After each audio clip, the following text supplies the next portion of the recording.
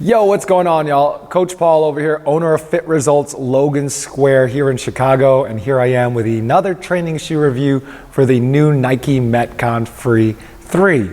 And I just came off a shoe review that I did last week, and I'll link the video down below, but I talked about my 3 favorite go-to training shoes that I rotate throughout the week right now, and I've been doing it for the past several months. The Nike Metcon 5, the Reebok Nano 9, and the NoBull low top trainers. But Nike just came out with their 3rd rendition of the Metcon Free, and I've done some reviews on the first one and the second one in the past, so I have some good experience with those. But when I saw that they released this shoe, I knew I needed to try it because just by the aesthetics of it, I could tell it was an entirely different shoe than the first and the second one.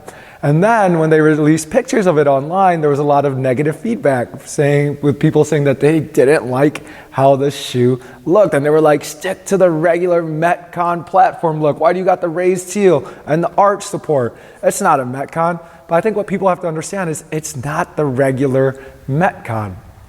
And I'll talk about why that is. And that's the point of this shoe.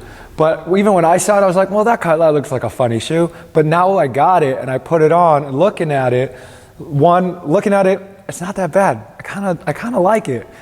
And putting it on, it feels great. And I'll talk more about that here in a sec. But let's talk about the Metcon line. So they created the first Metcon specifically for CrossFit athletes in the CrossFit sport, with a lot of Olympic lifting, more kind of forward, back, up and down conditioning work. And it's a great shoe for those kinds of workouts. But I think people started to realize as they use that shoe for other types of training that it wasn't good for high volume plyometrics, high volume dynamic movement, lateral movement, sprinting, plyometrics HIIT workouts. Wasn't that great of a shoe for that, so they started making other versions of the Metcon.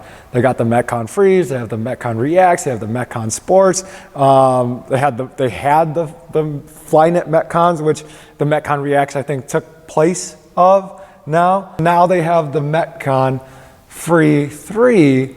So if the Metcon was good for CrossFit athletes, who is this shoe good for? I'll say right off the bat, I think this shoe is definitely not a great CrossFit shoe, but who this shoe is good for are sports athletes, football athletes, basketball players, to use in their training. Athletes that do a lot of high volume, dynamic sprint work, field work, lateral movement, change of direction work, but still need to hit the weight room. This is good for general gym goers that are looking for something more stable to squat and deadlift, because running shoes are definitely not good to do those kinds of movements with, or general gym goers that jump on the treadmill and hit the weights, or maybe you do things like shred and Barry's boot camp and Orange Theory and things like that, and boot camp kind of workouts. This would be a great shoe for that. I own a boot camp gym. This would be a good shoe for that, even though we still do a lot of the heavy Olympic lifting. So I did my kind of training in this shoe, and I'll talk about my experience with that. But with this shoe specifically, I think it's an entirely different shoe than the first and the second one. The second one wasn't too far off from the first one. They replaced some plastics in different areas, but essentially it was the same kind of shoe. When you ran in it, when you trained in it, it felt exactly the same. Then they made this shoe, and it feels entirely different. I think the first one and the second one lean more towards the more platform-like Metcon with the free technology secondary.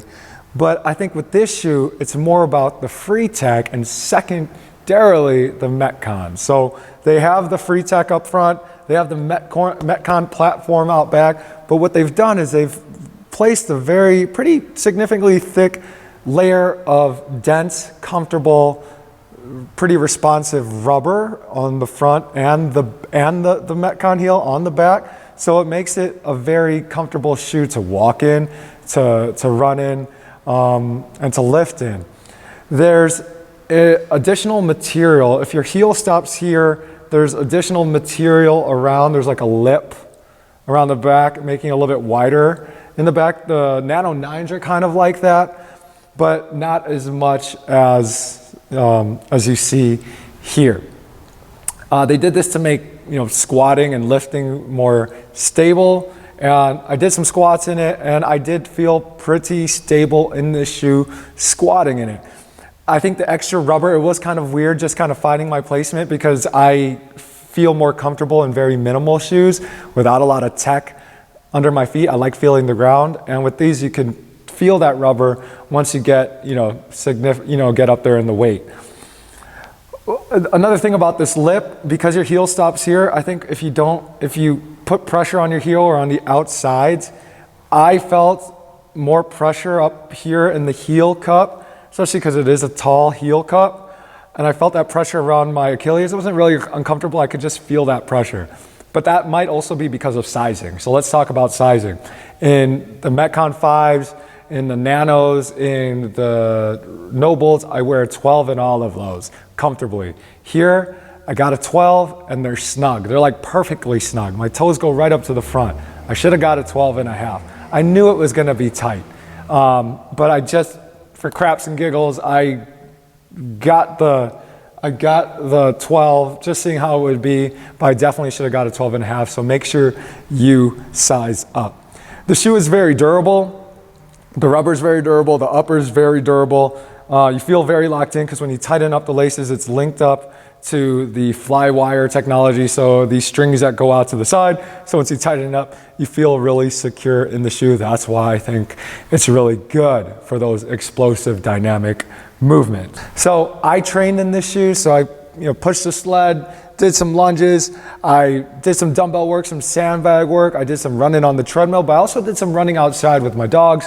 So I ran about a mile out to a field, did some shuttle sprints, some suicides, and then ran back another mile. And I also did some moderate weight Olympic lifting. And where this shoe excelled, definitely in the run. You put this shoe on and you could immediately feel it's a different, better running shoe than the first and the second Metcon Freeze. It's less knocky, less slappy, and it's more of a smoother transition, more absorbent to your energy as you transfer from heel to foot, or if you're a 4-foot runner. So it's more forgiving that way. I feel like in Metcons, when you run in them, you definitely have to be a good, efficient 4-foot runner, or else that heel strike on the platform can be pretty uncomfortable over time. Where it didn't do that well would be, it was okay in the Olympic lifts. I didn't go too heavy in them. I don't like doing Olympic lifting in very flexible shoes. I don't like dropping underneath weight in shoes where I can't feel the ground, where there's more give in the thickness of the rubber. It was okay, you could do it, but I don't think if you start going up in your weights, you're gonna wanna switch out to a different type of shoe. So overall, I'm gonna say it again, not a good CrossFit shoe. So if you guys are looking at this for a CrossFit shoe, not a good one. But if you guys are doing it for general fitness, athletic performance, sports performance enhancement work, this is a great shoe for that. General gym goers looking for a more stable shoe, definitely a good shoe for that. Make sure you size up to a half size up in your regular training shoe, maybe more towards your running shoe size. And I think that will give you a pretty good fit. I think where else this shoe would really succeed, if you've ever heard of a competition called HIIT that they just started last year or this year, it's a competition where you run 1,000 meters and then do a bunch of sandbag lunges, 1,000 meters row, 1,000 meters push a sled, 1,000 meters pull a sled, 1,000 meters farmer carry. So it's running and functional fitness combined, and I think this is a great shoe for that. This would be really good for outdoor workouts if you're doing field work but you're still doing strength training as well. This is a good shoe for that. I don't imagine you wanting to hit any 1 rep max PRs or do any hard powerlifting in this shoe, but I might be wrong. you might be able to do those things in any shoe that you wear. And maybe it's just me that likes to be picky with the type of shoe that I wear for the specific types of training that I do. Because at the end of the day, it's just about training, but also safely and being stable in whatever shoe that you wear. But you know, at the end of the day, there's places in the world where they do a bunch of stuff with no shoes on their feet, and they do it in barefoot, or they do it in sandals and slippers. So, you know, we're just blessed to, you know, have the opportunity to wear anything on our feet. So let me know what you thought about the shoe if you give it a shot. If you have any questions about the shoe, let me know. And I just wish you love, peace, happy training. If you're watching this video right now during the coronavirus quarantine, I hope you guys are staying strong, staying in, staying healthy, and staying fit with whatever way that you can. So take care, y'all. Take it easy.